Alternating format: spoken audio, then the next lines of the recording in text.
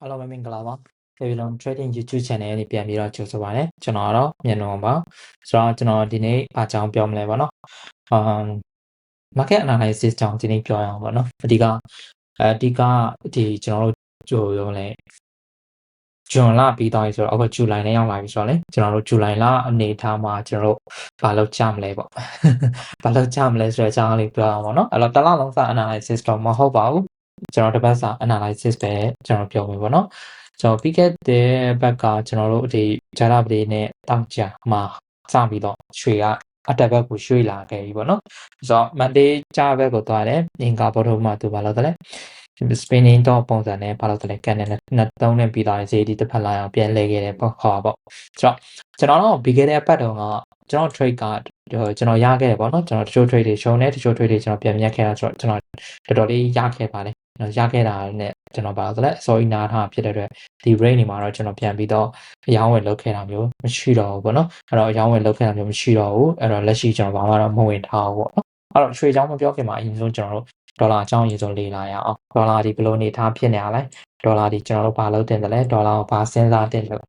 ကျွန်တော်ကတော့ monthly ဆိုတလစာပြီးသွားတာဖြစ်တဲ့အတွက်ကျွန်တော်တော့တလစာ data ကနေသွားပြီးတော့အရင်ဆုံးကြည့်ချင်တယ်ပေါ့နော်ဘာလို့လဲဆိုရင်ဆိုတော့တလပြီးသွားပြီဆိုတော့ကျွန်တော် data analysis ကပြန်ပြန်ပြီးကျွန်တော်ကဟိုပြောလဲ monthly ကနေပဲသွားမှာအလုပ်ကမှန်ပါဟုတ်ဆိုတော့ဒီကလာဘယ်လိုမျိုးဖြစ်ခဲ့တယ်လဲဆိုတော့ကျွန်တော်သိဖို့လိုအပ်တာဟုတ်တော့ဆိုတော့ဒါကကျွန်တော်တို့လက်ရှိတော့ဒီ monthly structure ရကြည့်မယ်ဆိုဘာလို့လဲဒေါ်လာရဲ့အနေအထားပေါ့နော်ဆိုတော့ဒေါ်လာရဲ့အနေအထားအဲ့တော့ဒီ monthly ရဲ့ swing high ကိုကျွန်တော်ကြည့်မယ်ဆိုတော့ major swing high တွေတီးလာပဲဖြစ်နေတယ်100နဲ့ကို price level ဝင်ချင်မှာပေါ့နော်အဲ့တော့လက်ရှိတော့ကျွန်တော်တို့အနည်းဆက်ဆုံးအဆန်အားကြည့်မယ်ဆိုအနည်းဆက်ဆုံးဒီ resistance level market တွေမှာပြထားလဲဆိုရင် break out ဖောက်ထားဆိုတော့ဒါဒီကျွန်တော်တို့ဘာလို့လဲဆိုရင်နားလျလွယ်အောင်ကြည့်မယ်ဆိုရင်တော့ monthly ရဲ့ R level ပေါ့အဲ့ဆို monthly ရဲ့ R level လို့လည်းကျွန်တော်တက်မှတ်လို့ရတယ် weekly ရဲ့ R level လို့လည်းကျွန်တော်တို့တက်မှတ်လို့ရတယ်ဆိုတော့အဲ့ဒီ R level market တွေဖြစ်လဲဆိုရင် break out ဖောက်ထားပြီဆိုတဲ့အဓိပ္ပာယ်ကျွန်တော်တို့ဘာလို့လဲတွေ့ရနိုင်မယ်ဟုတ်ပြီနော်အဲ့တော့ဒီပုံစံတိုင်းကျွန်တော်တွေ့ရတာဖြစ်တဲ့အတွက်ကျွန်တော် monthly analysis ဆိုရင် monthly မှာ trade တော့ကျွန်တော်မကြည့်ဘူးเนาะအဲ့ဒါဟုတ်ပြီလားအဲ့တော့ပြီးခဲ့တဲ့တစ်ပတ်ကပြီးခဲ့တဲ့ data ကိုကျွန်တော်ပြန်ကြည့်မယ်ဆိုတော့သူကဒီ data တွေမှာကဒီ resistance ဖောက်ထွက်သွားရတဲ့2% higher low နဲ့အတက်ဘက်ကိုပြန်တက်လာဖြစ်တဲ့အတွက် DHY ဒီဘာလို့လဲဆိုရင်ဒေါ်လာဒီအတက်ဘက်ကိုဥတီလာခဲ့တာကပြီးခဲ့တဲ့ဒီမေလတည်းစပြီးဥတီလာခဲ့ပြီးသွားပြီပေါ့နော်မေ April လတည်းစပြီးဥတီလာခဲ့ပြီးသွားပြီဆိုတော့လက်ရှိသူအမြင့်ဆုံးလာပြီးပြန်တက်သွားတာဒီပြီးခဲ့တဲ့တစ်ပတ်ကဟုတ်တယ်နော်ပြီးခဲ့တဲ့တစ်ပတ်100.45 price level လောက်ထိဒီတက်ခဲ့တယ်ဆိုတော့market ဒီ major resistance ဝင်ချင်တော့ဒီတော့ဈေးဒီတက်လာပြီဆိုတဲ့ table ထဲမှာပါတယ်ပေါ့နော်အဲ့တော့ကျွန်တော်တက်ကြည့်မယ်ဆိုတော့ဒါ previous ကသူ resistance level ဟုတ်နော်သူဒီ previous ကဒီ weekly high swing high level resistance လောက်ဒီဈေးဒီအတက်ဘက်ကိုတက်ခဲ့ဆိုတဲ့အဓိပ္ပာယ်ထဲမှာကျွန်တော်သိနိုင်တယ်ဟုတ်နော်ဒါလည်းကျွန်တော် weekly ရဲ့ level ကိုကျွန်တော်တက်မှတ်ထားလို့ရတယ်အဲ့တော့ဒီ trend structure ကိုကျွန်တော်ကြည့်ကြည့်မယ်ဆိုရင် DHY ဒီဘာလုံးမယ်လဲဟုတ်ပြီနော် DHY ဒီလက်ရှိကျွန်တော်တို့ဒီ nissan ဆို resistance ကိုတူရောက်ခဲ့ပြီနောက်ထပ်သူပြန်ပြီးတက်နိုင်တဲ့ resistance ဝင်ချင်ဒီဝင်ချင်ဒါပေမဲ့ဒါဒီ price ဝင်ချင်ကိုပြောတာပေါ့နော်ဒီလောက်ထိတက်မယ်ဆိုရင်ဟာအဓိပ္ပာယ်တော့တက်မှတ်တာမဟုတ်တယ်ဟုတ်ပြီနော်အဲ့တော့လက်ရှိဒီနားမှာကျွန်တော်ကြည့်ကြည့်မယ်ဆိုရင်ဒီနေထား resistance မှာ to rejection ဖြစ်ခဲ့ရင်ဟုတ်ပြီနော်အဲ့တော့ကျွန်တော်ဒီမှာဒီ new higher high ပေါ့ upper က resistance ကို break out ဖောက်ပြီးတော့ higher high ပြန်ဖြစ်လာတဲ့ဒီ R level ကို market တွေထပ်ပြီး break out ဖောက်ထားတာကတကြောင် break out ဖောက်ထားတဲ့ရေချက်ကိုရှိနေတာဖြစ်တဲ့အတွက်ကျွန်တော်လက်ရှိဒီ swing ကိုပဲအရင်ဆုံးရှင်းကပ်လိုက်မယ်ဟုတ်ပြီနော်အဲ့တော့ဒီ swing ကိုအရင်ဆုံးကျွန်တော်ရှင်းကပ်လိုက်မယ်ဆိုရင်ဒီ weekly ရဲ့ support နဲ့ဒီ weekly ရဲ့ resistance ချမှာ price ဒီရှိနေဆိုတဲ့အဓိပ္ပာယ်ဖြစ်လာအဲ့တော့လက်ရှိဒီ major resistance တစ်ခုကိုစပြီးတော့သူဒီ break out ဖောက်သွားပြီသဘောတရားက higher high လို့ပြန်ဖြစ်တယ်ဒီ higher high ကို break out ဖောက်တော့ new higher high ဆိုပုံမှန်ပါလို့လဲ higher လို့ပြန်လာရမယ်ဆိုတဲ့အဓိပ္ပာယ်နှစ်ပိုင်းရှိရပေါ့ပုံမှန်ဖြစ် higher လို့လာတာလားတော့မဟုတ်ရင်ဒီတက်သွား range ပေါ်မှာကျွန်တော်တို့ inverse correction ထူအောင်နဲ့ကြည့်ပြီးတော့စဉ်းစားလို့ရသလားဆိုတဲ့အပိုင်းနဲ့ကျွန်တော်စဉ်းစားလို့ရတယ်ဒါကတော့ကျွန်တော်တို့ Babylon price session နဲ့စဉ်းစားကြတဲ့ကျွန်တော်တို့ကြောင်းသားတွေရောကျွန်တော်ကိုယ်တိုင်သုံးပြတဲ့ပုံစံကိုပြောပြတာပေါ့နော်ဟုတ်ပြီအဲ့တော့လက်ရှိအနေထားရ higher လို့ဒီပြန်လာနိုင်တယ်ဆိုတဲ့အဓိပ္ပာယ်အဲ့တော့ဒါပေမဲ့ higher လို့ပြန်လာနိုင်တယ်ဆိုရင်တော့ကျွန်တော်တို့တွေ့ရမယ့်ချက်ဒီ higher လို့ဒီဘာကြောင့်ပြန်လာရမလဲဆိုတဲ့အဓိပ္ပာယ်တွေးဖို့လိုအပ်တယ်သဘောတရားကပြောလို့ပဲပေါ့ကျွန်တော်အမြဲတမ်း lesson တွေမှာလည်းကျွန်တော်အမြဲတမ်းပို့ဝင်လည်းကျွန်တော်အမြဲတမ်းပြောတယ်ဘာပဲလို့ငါလုံးမှာချီးပဲအကြောင်းရင်းပါလဲဆိုရင် reason ပဲ အကြောင်းပြချက်မရှိဘဲနဲ့ဘာတစ်ခုမှလုံးမလုံးတင်ဘူးဟုတ်ပြီနော်အဲ့တော့အကြောင်းပြချက်ဒီပါလဲပေါ့အဲ့တော့တဘောတရားလည်း higher low ပြန်လာခဲ့မယ်ဆိုရင် higher low ဒီဘာကြောင့်ပြန်လာရတယ်လဲဆိုတော့ reason ရှိဖို့လိုအပ်တယ် weekly momentum မှာတော့ဒီတစ်ပတ်အကျဘက်ကိုကျလာပေးတာဖြစ်တဲ့အတွက်ပြောမလဲနည်းနည်းအကျအားရှိခဲ့ရဆိုတဲ့အဓိပ္ပာယ်မှာကျွန်တော်ပါဆိုလဲရတယ်အဲ့တော့ကျွန်တော် one day ကိုကြည့်ကြည့်ရ one day ကိုကြည့်ကြည့်မယ်ဆိုရင်တော့ one day မှာကျတော့သူရဲ့ daily trend structure momentum ရလူဒီပါဆိုလဲဆိုရင် daily uptrend တက်ခဲ့ဒီ level break out ဖောက်တယ် higher high higher low higher high higher low နဲ့တက်ထားဆိုရင်ဒီမှာ higher high ပြန်ဖြစ်တာ so weekly အကြဘက်ကိုအောက်ခက်ထိကျလာနိုင်တဲ့အနေအထားမျိုးရှိတယ်ဒါလိုဒီလိုအနေအထားမျိုးရှိရဆိုရင်တော့ကျွန်တော်တို့အရင်ဆုံးသူ့ကိုရှင်းဆိုင်ရမယ့်ဟာဒီလက်ရှိကျွန်တော်ကြည့်နေတဲ့ daily time frame ရဲ့ SR ပဲ daily time frame ရဲ့ SR ဆိုရင်အနည်းဆက်ဆုံး resistance ဒီ level ဖြစ်တယ်ဘာလို့ဒီ level လဲဆိုတော့ 2 structure မှာဒီ daily ရဲ့ R level break out ဖောက်ထားရချက်ကဆိုတော့အဲ့ဒီနေရာမှာတေချာလေးပါလို့တယ်ဆိုရင်တွေ့နေအောင်အဖြစ်တော့ကျွန်တော် experience စဉ်းစားလိုက်မယ်ဆိုတော့ဒါဆိုရင်ကျွန်တော်လက်ရှိစဉ်းစားလို့ရတဲ့ price range ဒီ daily ရဲ့ sample နဲ့ဒီ daily ရဲ့ resistance ကြားမှာစဉ်းစားလို့ရဒါဆိုရင်ဒီကောင်လေးအကျအောင်ရှိလာမလား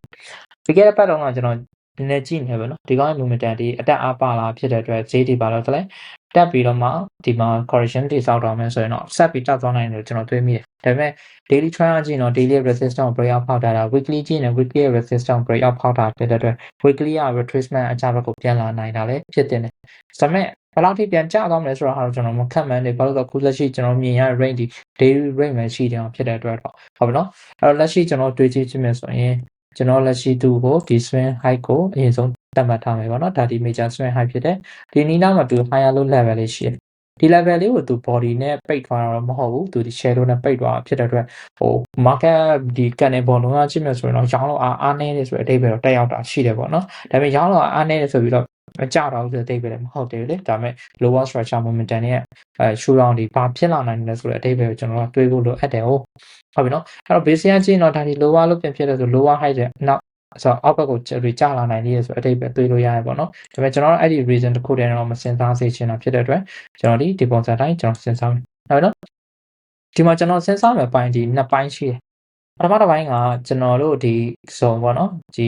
trend structure စပြီးချိန်သွားတဲ့အတက်ကြဖြစ်တဲ့ဒီ zone ဒီတစ်ဘက်က2 D level rejection ဖြစ်ပြီးတော့မှ market တွေဘာလုပ်လဲဆိုရင်ကနေပြီးထားဖြစ်တဲ့အတွက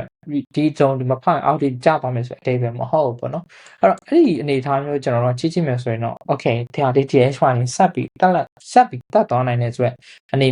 ေအထားမျိုးကျွန်တော်စဉ်းစားလို့ရတယ်ဒါပေမဲ့ဒီ level break out ဖောက်ထားတာရွေးချက်ရှိနေတာဖြစ်တဲ့အတွက်ဒီကောင်ဒီ lower low ဒီ lower high ပြီး market ဒီပြန်ကျသွားပြီးမှပြန်တက်တာမျိုးလည်းဖြစ်နိုင်တယ်တဘောတရားကောင် DH1 ဒီ major ဒီ uptrend သွားနေတာဖြစ်တဲ့အတွက်အတက်အားရှိတယ်ဒါပေမဲ့ကျွန်တော်ပြောလို့ weekly တွေ retracement ပြန်လာမယ်ဆိုတော့ဒီ retracement ကိုကြုံရမှာဆိုရင်ဒီ minor ဒီ down ဘက်ကို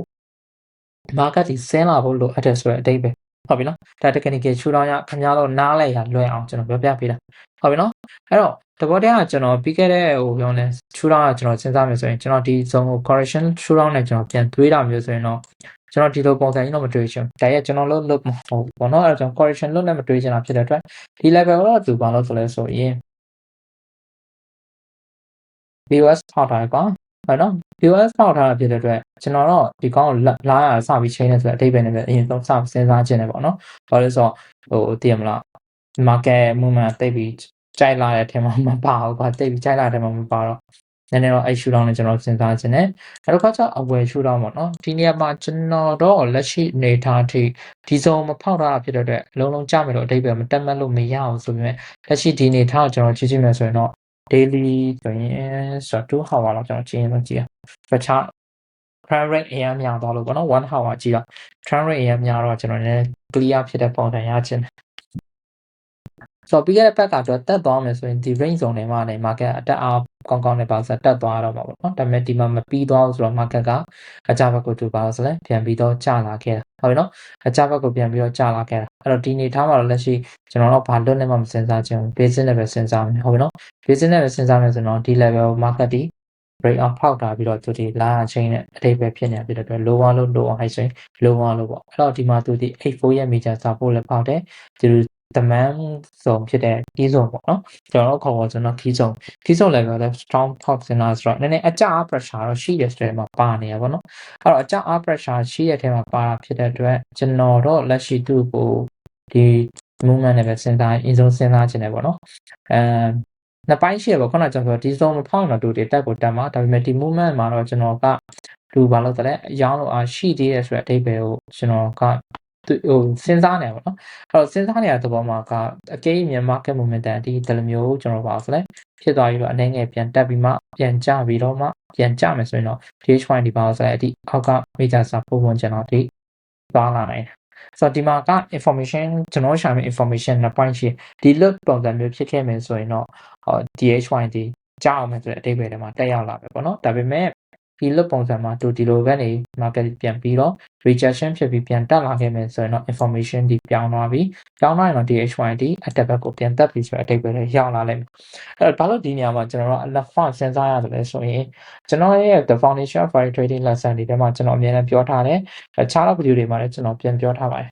trend တစ်ခုကတက်လာတဲ့ trend တစ်ခုက major resistance လို့ခေါ်တဲ့ monthly resistance weekly resistance daily resistance တွေ break out ဖောက်ထားတဲ့အချိန်မှာလူရဲ့တဘောတွေကresistance ကို break out ဖောက်ပြီးပဲ market တွေဆက်ပြီးတက်မှာမှန်တယ် resistance ကို break out ဖောက်တဲ့ market တွေဆက်တက်တာမဟုတ်သူတို့ဒီအမြဲတမ်းအချိန်ယူပြီးမှ market တွေပြန်တက်တာတဘောတွေက major resistance level တစ်ခုဖောက်ထွက်လိုက်ရုံနဲ့ trend တွေဆက်တက်တော့တဲ့အဓိပ္ပာယ်မဟုတ်အဲ့တော့ DH1 နဲ့အတိုင်းပဲပြ DH1 ဒီ daily weekly ဒီ major resistance level ကိုရောက်လာပြီဆိုတဲ့အဓိပ္ပာယ်မှာသူဒီဆက်တက်ဖို့အတွက်လုံလောက်တဲ့ information ရှိဖို့လိုအပ်တယ်ဒီလုံလောက်တဲ့ information မရှိနေဘူးဆိုရင်တော့ DH1 ဒီမဖြစ်ဘူးရဲ့ဟုတ်ပြီနော်ဒီတစ်ပတ်သတင်းမှာလည်းသတင်းကြောင်းလည်းဘာလို့လဲဒေါ်လာကတော်တော်လေးကိုအကျဘက်ကိုဥတီလာခဲ့တာပေါ့နော်အကျဘက်ကိုဥတီလာခဲ့တယ်ဟုတ်ပြီနော်အကျဘက်ကိုဥတီလာရဲဆိုတော့ကျွန်တော်သတင်းတိတ်မကြည့်တော့အခုဇူလိုင်4ရက်ပေါ့ကျွန်တော် record လုပ်နေတာဇူလိုင်4ရက်ဆိုတော့NFP ပြီးသွားလားမပြီးသွားကျွန်တော်မသိဟုတ်ပြီနော်ထားပါတော့သတင်းကလည်းသူလောက်သွားတာပါတာဟုတ်ထားပါလက်ရှိဒီမှာဒီ range ဆိုတော့ DH1 ဒီကျွန်တော်ဒီ lot နှစ်ခုတွေစဉ်းစားမယ်ပေါ့နော်ဒီ lot နှစ်ခုတွေကတူတစ်ခုခုကျွန်တော်ရဲ့ပေါင်နဲ့ဝင်လာရဲဆိုရင်တော့ကျွန်တော် decision ချမယ်ပေါ့ decision ချပြီး market ကိုfollow လိုက်မယ်ပေါ့ဟုတ်ပြီနော်ဆိုတော့ဒါကလက်ရှိကျွန်တော်ရဲ့အထွေပုံစံပြောပြပေးတာအဲ့တော့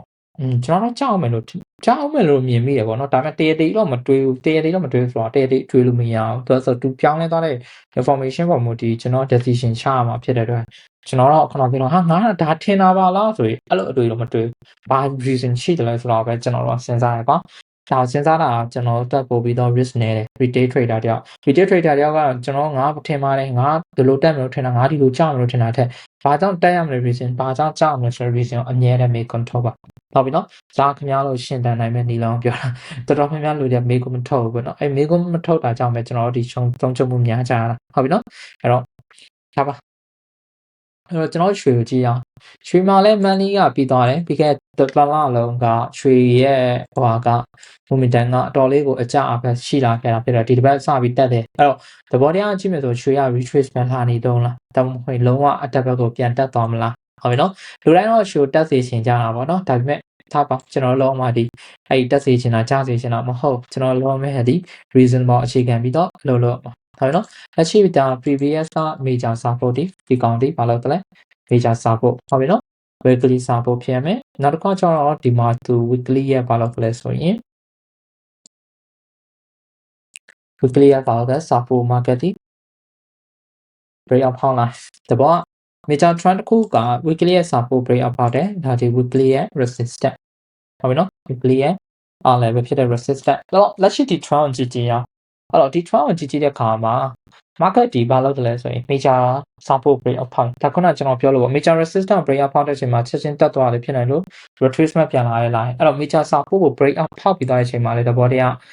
ကြာလာဒီ support break out ဖောက်တာချက်ချင်းဘာလို့ဆိုအချဘက်ကိုပြန်ပြေးလာဖြစ်နိုင်တယ်လို့မဟုတ်ဘဲနဲ့ဒီ break out ကနေ retrace ပြန်လာပြီးမှပြန်ကျလာမျိုးလည်းဖြစ်နိုင်ဟုတ်ပြီနော်ကျွန်တော်တော့ခုနပြောသလိုပဲဘယ်လောက်ထိပြန်ကျသွားမလဲဘယ်လောက်ထိပြန်တက်သွားမလဲ range ကိုကျွန်တော်မစဉ်းစားဘူးအဲ့တော့လက်ရှိဖြစ်နိုင်စီကိုပဲကျွန်တော်စဉ်းစားအဲ့တော့ဖြစ်နိုင်စီကိုကျွန်တော်ပြန်စဉ်းစားမယ်ဆိုတော့လက်ရှိဒီ swing high ကနေကျွန်တော်တို့ဒီ swing low ကိုကြည့်အောင်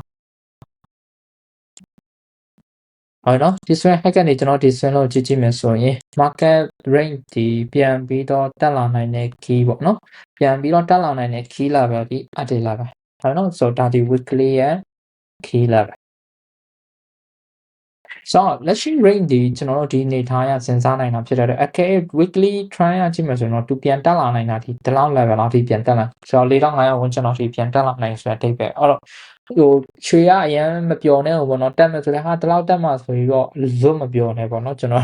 ်ဇွတ်မပျော်စေချင်ဘူးကျွန်တော်အရင်ကြီး long term ကြီးကိုတက်မယ်လို့ range ခံစားချက်ကျွန်တော်တိတ်မရသေးဘူးပေါ့နော်မရသေးတော့ reason ပဲနားထောင်ပါခင်ဗျားတို့ reason ပဲချပါနော်ကျွန်တော်တော့ဒီမစင်စားအဲ့တော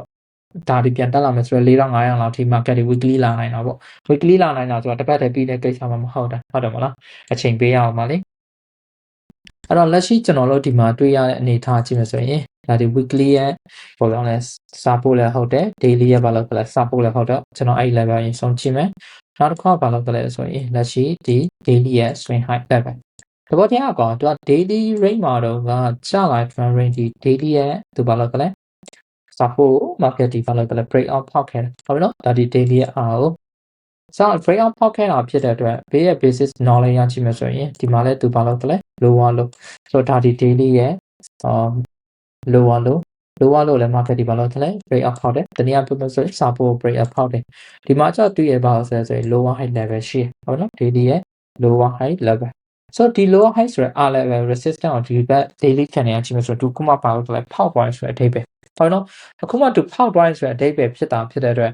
daily က higher high ဖြစ်သွားရင်သူဒီ higher လို့ပြန်လာပြီး market ပြန်တက်သွားနိုင်သလားဟုတ်နော်ဒီ reason ကျွန်တော်စဉ်းစားရမယ်အဲ့တော့ဒီမှာလည်းအနည်းဆက်ဆုံး minor resistance ဒီ level မှာရှိတယ်ဆိုတော့လက်ရှိ range ဒီ resistance နဲ့ဒီစာပို့ကြားမှာကျွန်တော်ရှိတယ်သဘောတရားကဘာလဲဆိုတော့ daily retracement လာပြီးမှ market ဒီပြန်တက်တာလည်းဖြစ်မယ်သဘောဟုတ်ပြီနော်အဲ့တော့ကြောင့်ကျွန်တော်တို့လက်ရှိလက်ရှိ daily ရဲ့ resistance level တွေ minor resistance level တွေဒီ level ဒါကြောင့်ဒီ price တွေဒီကြားထဲကျွန်တော်စဉ်းစားရအဲ့တော့ထုံးစံတိုင်းမှာပဲအကယ်၍တူကဒီ resistance တွေပြန်ကျလာတဲ့ range တွေအကျဘက်ကိုဆက်လက်ပြီးတောင်းအောင်မယ်ဆိုရင်တော့ကျွန်တော်ပြောဆိုပဲ reason ရှိဖို့လိုအပ်တယ်ဟုတ်ပြီနော်ပြီးခဲ့တော့ကျွန်တော်ခုန data တွေမဖြတ်ခင်တော့ကျွန်တော်တို့အရောင်းဝယ်လုပ်ခဲ့တဲ့ခင်ဗျားတို့ reason တွေကိုတွေ့ရပါလိမ့်မယ်ဟုတ်နော်ဆိုတော့အဲ့ဒါတော့ Babylon price session ရရောင်းဝယ်လုပ်ခဲ့တဲ့ဟာတွေပေါ့နော်ဒီ range တစ်ခု retracement လာတယ်နောက်ကဒီ range တစ်ခု retracement ပြန်လာတယ်ဆိုတော့ဒီတွဲမှာဒီမှာ retracement ရှိသေးတယ်သဘောကဒီကမကျလာနိုင်ဘူးလားအကြဘက်ကိုဘာလို့လဲဒီပြောလဲရွှေဒီအကြဘက်ကိုမကျလာနိုင်တော့ဆိုရင်ပြီးခဲ့တဲ့အပတ်ကတက်ခဲ့တဲ့ဘောလုံးပေါ့နော်ကန်နယ်ကြည့်ပါကန်နယ်ဘောလုံးကနည်းနည်းတော့အားနေနေပြီတတိယထားတဲ့အချိန်ပေါ့နော်ဒါကျွန်တော်ပြော major resistance level ရောက်နေတာဖြစ်တော့ရွှေကမတက်ဘူးလို့မဟုတ်ဒါပေမဲ့retail trader တွေကကျတော့ risk short တာဖြစ်တဲ့အတွက်ခဏတော့ resistance လို့အမြင့်စီတခုမှ live ဝယ်လို့ဖြစ်ဘူးလေတော်ပါလား live ဝယ်လို့ဖြစ်အဲ့တော့ဒီလိုဒီ retracement ပြန်လာဒါပေမဲ့အဲ့ဒီနေရာမှာအလုံးမလုံးလို့မရအောင်လားဆိုရင်တော့ risk ကို short ပြီးလုံးပြီးမြင်မြန်ဆန်ဆန်ထွက်တာမျိုးလည်းရမလို့စိတ်ပိုင်ကင်ထားလို့လည်းရတယ်ဒါပေမဲ့ကျွန်တော်ပြောလို့ပဲအမြင့်စီတော့ဝယ်နေတဲ့အချိန်ဒီ retrace လာနဲ့ကြုံရမယ်ဆိုတော့မြင်မြန်ဆန်ဆန်ထွက်တာမျိုးပိုကောင်းတယ်ဘာလို့ဆိုတော့အဲ့ဒါမှအမြင့်ရမှာမမြင့်ပဲနဲ့ပြောနေ retrace ပြန်လာရှင်ဆိုတော့အကားနေ B ဖြစ်သွားတာမျိုးဒါမှမဟုတ် तू ဆက်ပြီးတက်သွားနိုင်တာမျိုးလည်းဖြစ်နိုင်တာပဲဒါပေမဲ့ဒါတွေကဖြစ်နိုင်ခြေတွေပဲဒါပေမဲ့ကျွန်တော်တို့အမြင်အရပြောမယ်ဆိုတော့ okay ငါတို့ဒီအနှိမ့်စေတဲ့တခုတည်းဝယ်ခဲ့တာမျိုးဆိုရင်တော့ကျွန်တော်ခင်ဗျားတို့ကင်ခိုင်ပါဒီ trade ကိုဒါပေမဲ့အမြင့်စေတဲ့မှာ live ဝယ်တာမျိုးကျွန်တော်ကင်ဖို့အတွက် recommend မလုပ်တော့တော့နော်ဟုတ်ပြီလားအဲ့ဒါဆိုရင်ကျွန်တော် daily stretch အောင်ကြည့်မယ်ဆိုရင်ဒီပုံစံတိုင်းကျွန်တော်တွေ့ရတယ်ဒီတစ်ပတ် market ကဟပြီးဖွင့်တော့မယ်ဆိုရင်တော့ရွှေရတန်းတက်မှာပေါ့နော်ကျွန်တော်တို့ဘာမှမလုပ်ထားဖြစ်တဲ့အတွက်ဒီတစ်ပတ်ဘာမှမလုပ်ထားဖြစ်တဲ့အတွက်တော့ကျွန်တော်ဘာမှမရတော့ဘူးအဲ့တော့ဒီအမြင့်စေတိုင်းမှာရတယ်အကဲကျွန်တော် Monday တနင်္လာနေ့မနက်ပါကျွန်တော်ဒီကောင်ဟောလုပ်တယ်ဆိုရင်တော့ရောင်းလဲ G stretch ပြီးသွားတာမျိုးကျွန်တော်အတက်ဘက်ကိုပေါ့နော်အဲ့တော့ကျွန်တော်အမြင်အချင်းတော့ရွှေကလက်ရှိအနေထားရကြည့်မယ်ဆိုရင်ရွှေကလောလောအကြဘက်ကိုပြန်ပြလာတဲ့ information ရှိသေးဘူးဥပမာဆိုရင် basis knowledge ရကြည့်မယ်ဆိုရင် higher low ဒါပေမဲ့ကျွန်တော်ခုနပြလိုက်တဲ့ဟာမှတ်မိသေးလားဒီမှာ daily ရဲ့4နာရီ candle range နေကြည့်တဖြည်းဖြည်း price range ကကျင်းလာတယ်ဆိုတဲ့အဓိပ္ပာယ်ဒါဒီ volume indicator ပေါ့ volume indicator မှာဝယ်လို့အားနည်းလာတယ်ဆိုတဲ့အဓိပ္ပာယ်ဒါပေမဲ့ကျွန်တော်ပြောလို့ဝယ်လို့အားနည်းလိုက် market ဒီကျသွားမှာမဟုတ်ဒါပေမဲ့ information ပဲလက်ရှိ information ပေးနေတဲ့ဟာဒီခုနပြောလို့အတက်အား information ပဲဖြစ်နေတယ်ဆိုရင်တော့ကျွန်တော်ပါဈေးဒီထပ်ပြီးတော့တက်မှာပဲဒီ major resistance ဒီ resistance ကိုဖောက်သွားပြီးမှပဲ market ဒီပါလို့ဆိုလဲတို့ဒီပါဆိုအကြဘက်ကိုပြန်လာပြီးမှ ပြန်တက်တာမျိုးလဲပါလို့ဆိုလဲဖြစ်သွားနိုင်တယ်ဆိုတော့ဝယ်မယ်ဆိုလဲခုနပြောလို့ပဲဒီ resistance မှာထွက်တာမျိုးတို့မဟုတ်ရင်ဒီ resistance level မှာထွက်တာမျိုးကျွန်တော်ပါဆိုလဲလောက်တယ်ဆိုတော့ဒီ price range မှာလက်ရှိနေတာကြည့်တော့ရွှေအကြဘက်ကိုပြန်လာမဲ့ info တော့မရှိသေးဘူးဒါ Monday တနင်္လာရင်ကာလမှာအကြဘက် information ရသွားတာမျိုးဆိုရင်တော့သူဒီ retracement ပြန်လာလိမ့်မယ်ဒါပေမဲ့အဲ့ဒါကအများကြီးကြာမယ်ဆိုတဲ့အထိပ္ပယ်မဟုတ်ဘူးเนาะနည်းနည်းပဲသူကြာပြီးမှပြန်တက်သွားတာမျိုးဖြစ်သွားလိမ့်မယ် အားလုံးကတော့ကိုယ့်ရဲ့ဟိုပြောလဲ strategy confirmation method တွေနဲ့စဉ်းစားပေါ့ကျွန်တော် Babylon price session မှာဆိုရင်တော့ Babylon တွေရဲ့ကျွန်တော် Babylon စဉ်းစားတဲ့အထူးတောင်းတွေရှိတာဟုတ် confirm method တွေ entry setup တွေပုံစံရှိတာဖြစ်တဲ့အတွက်ကျွန်တော်တို့ရှင်းကတဲ့ပုံစံတိုင်းတွားကြတာဟုတ်သဘောတရားအဲ့တော့ဟိုဒီနေ့ကျွန်တော်ပြောဒီနေ့ထားမှာဝယ်ပြီးတော့ long time ကင်တာမျိုးကတော့မဖြစ်တော့ဘူးပေါ့နော်မဖြစ်တော့ဆိုတော့ကျွန်တော်အဲ့လိုတော့မပြောရဘူးเนาะရွှေဗီဇာဝုန်းတိုင်းဖြစ်သွားတယ်ဒါပေမဲ့ဟိုကျွန်တော်ပြောလို့ long time အရင်ကြီးလောကမကြည့်ဘဲနဲ့ကိုယ့်ရဲ့ risk management plan ရအလုပ်လုပ်တာမျိုးပါတော့တယ်ပို့ပြီးတော့ဟိုရုံနဲ့ကင်မယ်ပေါ့နော်ဆိုတော့ဒါကကျွန်တော်ရွှေကိုပြောတဲ့အချက်ပေါ့နော်ဟုတ်ပြီလားဆိုတော့ခင်ဗျားတို့လည်းစဉ်းစားကြည့်ပေါ့နော်ကိုယ့်ရဲ့နီလန်နဲ့ strategy နဲ့ confirm method တွေရလား reason ရှိသလားဘယ်လိုလုပ်တင်တယ်လဲဘာလုပ်တင်တယ်လဲဆိုတော့တွေးကြည့်ဒါဆိုရင်တော့လုပ်ပြမယ်ပေါ့Babylon member တွေကျွန်တော်အခုပြောနေတဲ့အကြောင်းအရာတော့သူတို့သဘောပေါက်တယ်ပေါ့နော်။ဒါဆိုကျွန်တော်တို့ framework ရှိရအောင်။ဟုတ်ပြီနော်ကျွန်တော်ရဲ့ YouTube channel ကိုခုမှစပြီးတော့ new စားလေးလာလို့ဆိုရင်တော့သဘောပေါက်မယ်လို့တော့ကျွန်တော်မထင်ဘူး။ဟုတ်ပြီနော်။ဒါပေမဲ့လည်းခင်ဗျားတို့လေးလာရင်တော့တခုခုတော့သိသွားပါလိမ့်မယ်။အများတန်းကျွန်တော်ပူပလင်းလေးပဲပြောပြခဲ့တာဆိုတော့ဟုတ်ပြီနော်။ Okay ဒီဗီဒီယိုကတော့ဒီလောက်ပါပဲ။အားလုံးကျေးဇူးအများကြီးတင်ပါတယ်